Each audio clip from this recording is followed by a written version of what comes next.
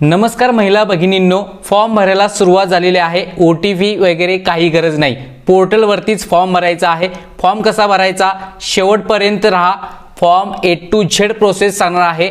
2 ते 3 मिनिटात फॉर्म भरू शकता। OTP ची गरज नाही, एरर सुद्धा कोणताही येणार नाही। आता सर्व्हरचा प्रॉब्लेम सुद्धा तुम्हाला येणार नाही। फॉर्म कसा भरायचा आहे, आधी तुम्हाला एक विनंती आहे, चॅनल वरती नवीन असाल तर आत्ताच सबस्क्राइब करा। डिस्क्रिप्शन मध्ये आपल्याला या वेबसाईटची लिंक देण्यात आलेली आहे, ladkibahin.maharashtra.gov.in या वेबसाईट वरती या। यावरती आल्यानंतर पहा, आपल्याला सर्वात प्रथम अर्जदार लॉग इन करावं लागेल। अर्जदार लॉग इन यावरती क्लिक करा। यानंतर पहा, आपलं जर खातं तयार असेल तर मोबाईल नंबर, पासवर्ड आणि कॅप्चा टाकून लॉग इन करू शकता। आणि जर अद्याप तुम्ही खाते तयार केले नसेल तर इथे खाते तयार करा या ऑप्शन वरती क्लिक करायचं आहे। महिलेचं जसं आधार कार्ड वरती नाव आहे तसं इंग्रजीत टाइप करा, मोबाईल नंबर टाइप करा, पासवर्ड क्रिएट करा, पुन्हा पासवर्ड टाका, जिल्हा, तालुका, गाव सिलेक्ट करा, महानगरपालिका जर असेल तर कोणती ते तुम्ही सिलेक्ट करा, नसेल तर लागू नाही यावरती क्लिक करा। त्यानंतर पहा, इथे सामान्य महिला जो कोणता ऑप्शन तुम्हाला लागू आहे, उदाहरणार्थ सामान्य महिला, टर्म्स अँड कंडिशनला ऍक्सेप्ट करा, कॅप्चा फिल करा, साइन अप करा। आता तुम्हाला तुमचा युजर नेम हा तुमचा मोबाईल नंबर आणि पासवर्ड जो तुम्ही तयार केलेला आहे तो इथे एंटर करायचा आहे, कॅप्चा फिल करायचा आहे आणि लॉग इन करायचा आहे। यानंतर पहा, लॉग इन सक्सेस झालेला आहे। आता आपल्याला अर्ज करायचा आहे। अर्ज करण्यासाठी मुख्यमंत्री माझी लाडकी बहीण योजनेचा अर्ज या ऑप्शनला क्लिक करा। इथे आपल्याला आधार नंबर टाइप करायचा आहे, हा कॅप्चा फिल करायचा आहे। आता अपडेट काय आलेली आहे पहा, इथे व्हॅलिडेट आधार हा ऑप्शन आलेला आहे। सर्वात प्रथम चेंज करण्यात आलेला आहे तो म्हणजे इथे OTP चा ऑप्शन गायब केलेला आहे। व्हॅलिडेट आधार यावरती क्लिक करायचं आहे।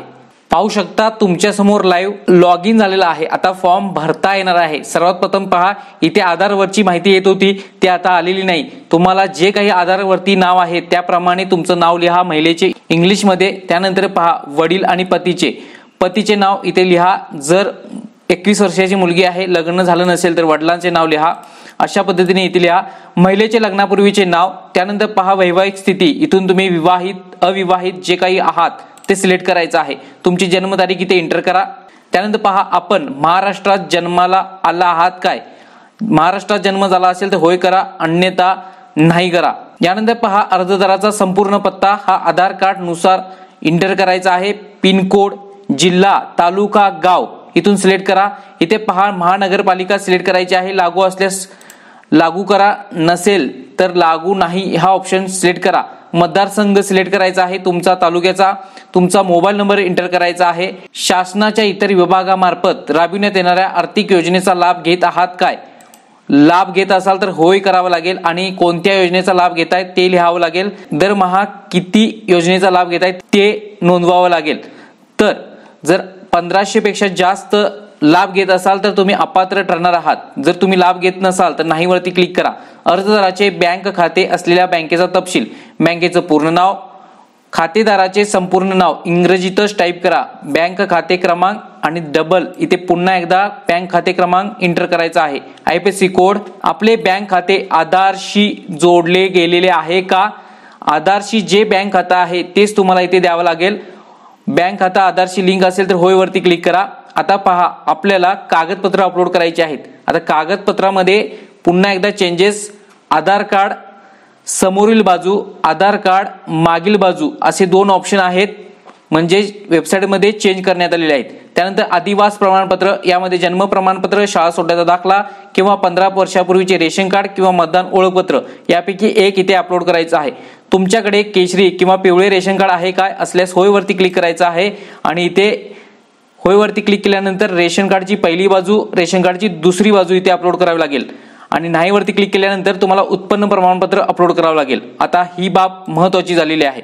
यानंतर पहा, अर्जदाराचे हमीपत्र या ऑप्शन मधून हमीपत्र तुम्हाला साइन करून अपलोड करावं लागेल। यानंतर अर्जदाराचा फोटो इथे क्लिक करायचा आहे अपलोड वरती, जिथं फाईल ठेवलेला आहात तिथून फोटो घ्यायचा आहे किंवा इथे लाईव्ह कॅप्चर करू शकता। त्यानंतर पहा, हमीपत्राचा स्वीकारा या ऑप्शन वरती क्लिक करायचं आहे। सर्व घोषणापत्र वाचून तुम्ही स्वीकारायचं आहे, म्हणजे तुम्हाला हे मान्य आहे। त्यानंतर सबमिट वरती क्लिक करायचं आहे। पाहू शकता, अपलोड केल्यानंतर फाईल अपलोडेड सक्सेसफुलीचा मेसेज अशा पद्धतीने येतो। सर्व फाईल अपलोडेड सक्सेसफुली झाल्या। सर्व एकदा पुन्हा चेक करा, यानंतर सबमिट वरती क्लिक करा। सबमिटवरती क्लिक केल्यानंतर तुम्हाला नोंदणी फॉर्म पुनरावलोकन ओपन होईल. पुन्हा एकदा आपल्याला इथे चेक करण्याची संधी आहे. एकदा सर्व बाबी चेक करा. यानंतर पहा इथे हा कॅप्चा फिल करा आणि त्यानंतर सबमिट. जर तुम्हाला बदल करायचा असेल तर एडिट ऑप्शन आहे. एकदाच बदल करू शकता, पुन्हा बदल करता येणार नाही. पहा पुन्हा एकदा दोनदा तपासा, त्यानंतर सबमिट वरती क्लिक करा.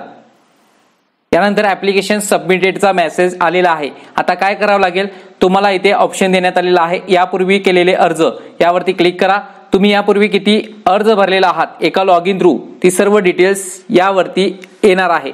पाहू शकता इथे ऍप्लिकेशन नंबर सुद्धा आलेला आहे. फोटो हाईड केलेले आहेत. फॉर्म पेंडिंग दिसत आहे. इथे डोळ्याचं चिन्ह आहे, तिथे क्लिक केल्यानंतर तुमचा पुन्हा फॉर्म ओपन होणार आहे. अशा प्रकारे मैत्रिणींनो तुम्ही फॉर्म लवकरात लवकर भरा.